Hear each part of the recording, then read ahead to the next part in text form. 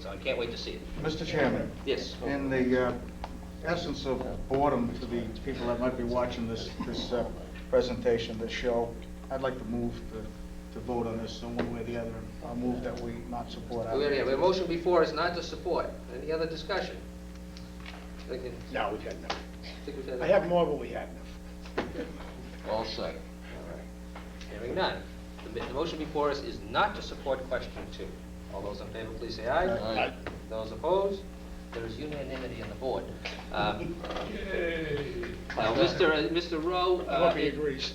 Mr. Rowe, well, Mr. Rowe's position was, he is not in favor of question 2 if it was for the school proposal as presented at town meeting, but he was to be in favor of it if it was for the new proposal, which hasn't been made yet.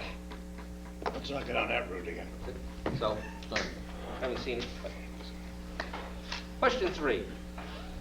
And again, this is the one on the Swan Pond Elementary School proposal. Mr. Chairman, Ms. Davino. I want to be sure I get the right number here.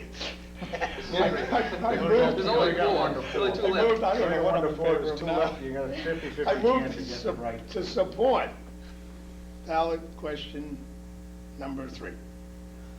Is there a second? The chair will second for the purposes of discussion. Would you like to have any discussion? I don't think so. I mean, I have one I question. do. Make it quick. You do? Yeah. Well, I may then.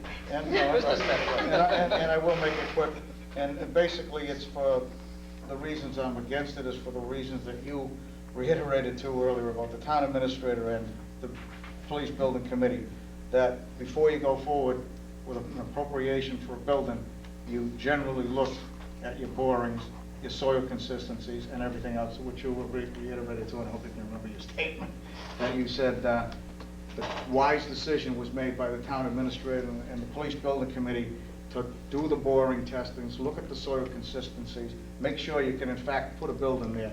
That's one reason I'm totally opposed to the Swan Pond School. They have no septic system design, as they said at the town meeting, that all the engineering was done, but they have no septic system design. They haven't contacted the Board of Health to do any testing. I checked with them again today. They have no, in fact, they're talking about now, rather going with a septic system, that they want to go possibly with a sewer treatment plant, and that was at a discussion with the Community Planning Board on the 24th. They have no water supply. If you notice the height of the tower that they're putting up there, it's 88 feet in the air.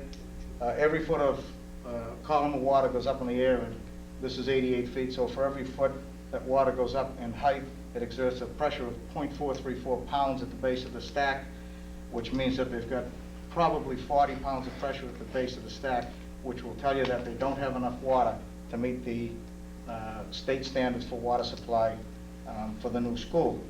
The other thing is, that has always bothered me all along, is they've only got 100 parking spaces out there of cars, and they were asked that question, how many of those 100 car parking lots would be utilized by the school, and the answer was 67%, which means 67 cars. That allows 33 cars for attendance at functions at the school.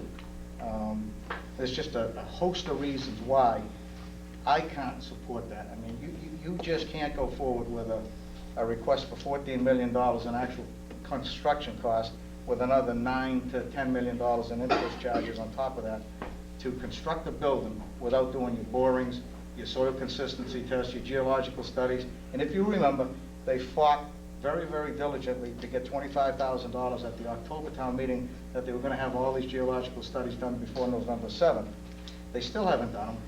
And now they're going forward, and their feeling is, and the architect again, who's Todd Lee, has said, well, we don't think we have to do it. Let's see if we get the money first, and then we'll do the geological studies. That's like putting the chicken ahead of the egg, or putting the egg ahead of the chicken, or however that saying goes. It just doesn't make sense. And anybody that's in the construction field will tell you, you do not ask for an appropriation for a building before you do your studies. So I am totally against this Swan Pond School for those reasons. And a couple more. But those are the main ones. Any other comments? Yeah, I'm opposed to the Swan Pond, and part of the reason I'm opposed is that we've been told for 5 years that the batch holder was not reimbursable. And if we had known that probably 4 years ago, we'd have an alternative in place now. The bulge in the school system is in the, I believe, 3rd and 4th grade. As evidenced by the transcript picture 2 weeks ago, there was a kindergarten class of 16 kids.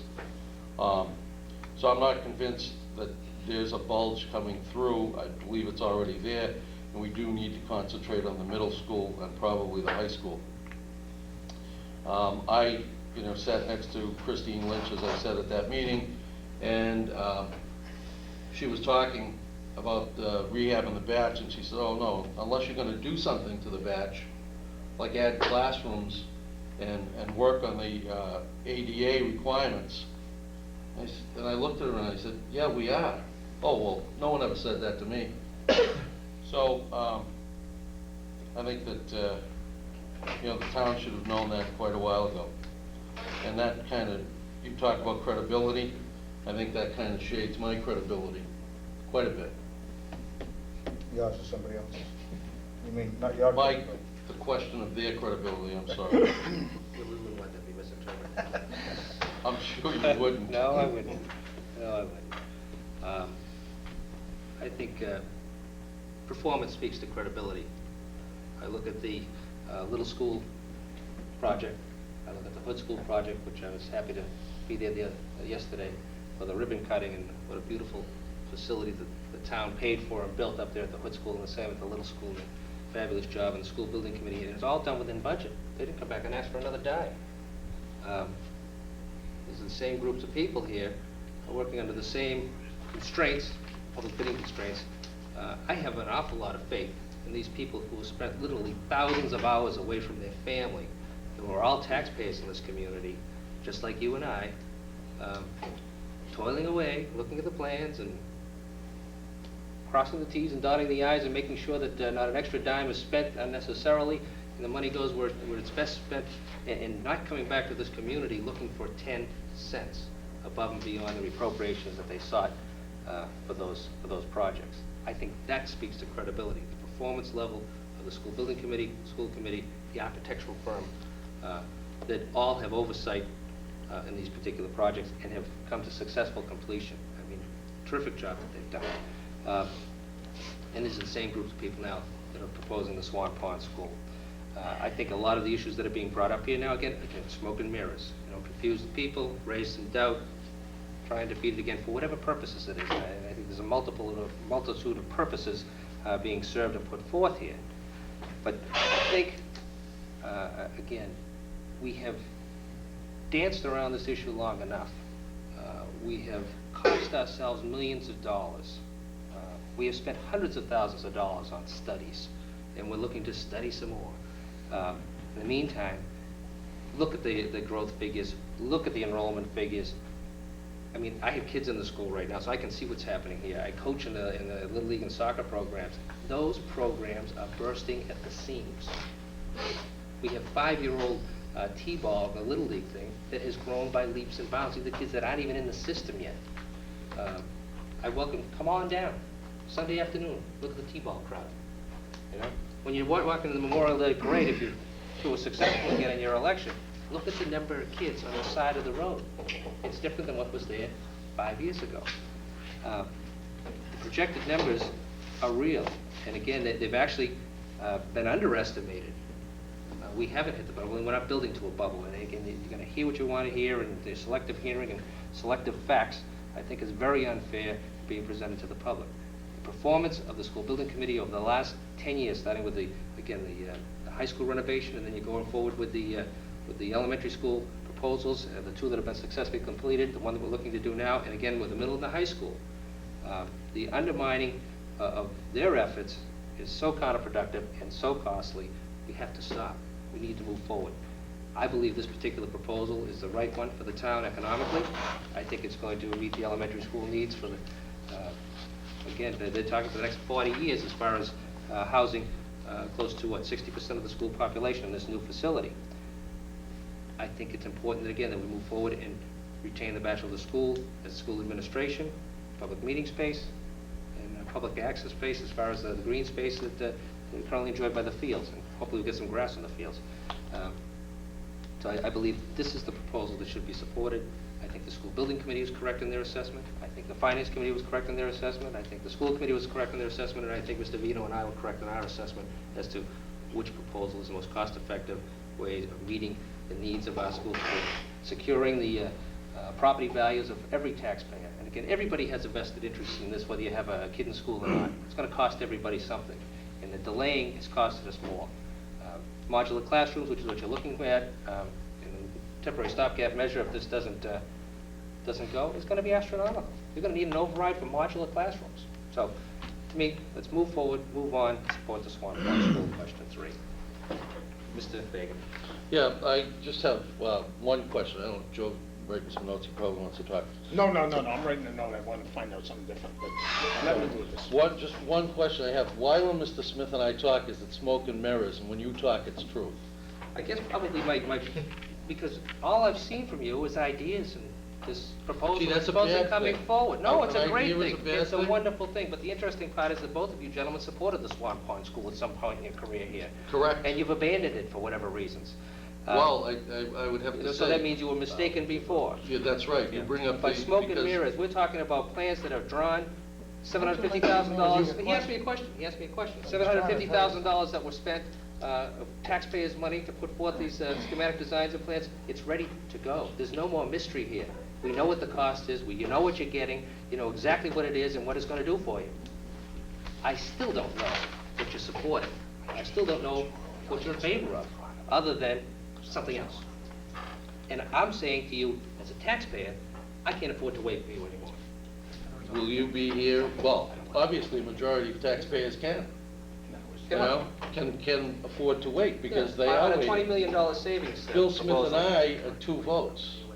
It's been defeated by many more than 2 votes.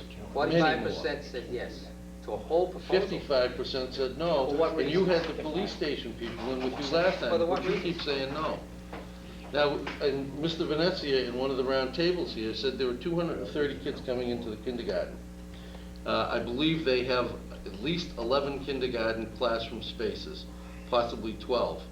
That brings it down to less than 20 kids per classroom. I went to a ribbon cutting yesterday up at the Hood School with a beautiful new wing on there with a library, an art room, and music rooms, and they're absolutely beautiful facilities. How many classrooms were new?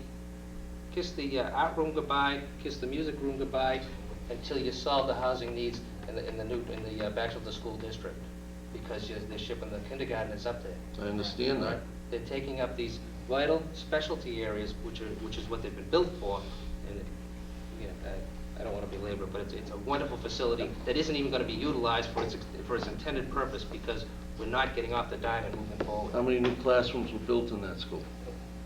The number of classrooms that were built in that school were based upon the capacity of the core facilities, which this board supported, by the way. No, they weren't. Which They this were not board- based on the core facilities, because the core facilities could have, you could have added 2 more classrooms, because they planned on full-day kindergarten. Full-day kindergarten never happened.